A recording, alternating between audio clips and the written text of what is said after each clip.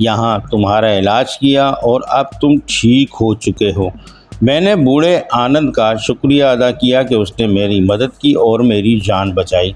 अभी बूढ़ा आनंद मुझसे बातें कर ही रहा था कि बाहर एक शोर उठा और बूढ़ा आनंद घबरा कर उठ खड़ा हुआ। क्या हुआ? मैंने पूछा।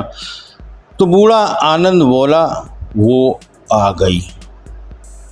कौन आ गई? मैंने पूछा। चुड़ैल और शकुंतला बाहर है। ए भगवान मदद कर, ये कहकर बूढ़ा आनंद बाहर की तरफ भागा। चुड़ैल? मैंने दोहराया और मैं भी बूढ़े आनंद के पीछे भागा। बाहर का मंजर बड़ा खौफनाक था। शकुंतला को एक खौफनाक शक्ल वाली चुड़ैल ने अपनी गिरफ्त में लिया हुआ था। बस्ती के लोग अपने घरों में घुस चुके थे और उन्होंने अपने दरवाजे भी बंद कर लिए थे। सिर्फ एक नौजवान मुझे बाहर नज़र आ रहा था, जो शायद शकुंतला को बचाने की कोशिश में था, लेकिन उसकी हिम्मत नहीं पड़ रही थी कि वो चुड़ैल पर हमला करे।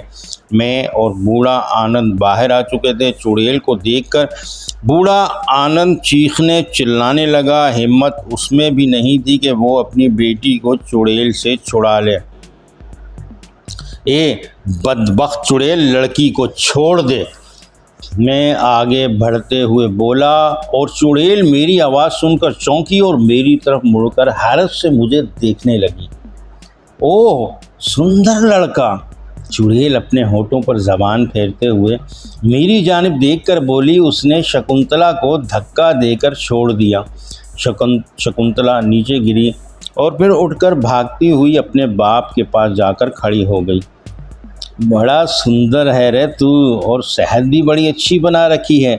तुझे देखकर तो मन करता है कि तेरा खून पीने के बजाय तुझसे ब्याह कर लूँ। तुझ पर दिल फिदा हो गया है।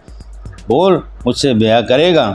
अगर तू मुझसे ब्याह करेगा तो मैं इस पूरी बस्ती को छोड़ दूंगी और आइंदा किसी का खून नहीं पीऊंगी, जानवरों के खून पर गुजारा कर लूँगी।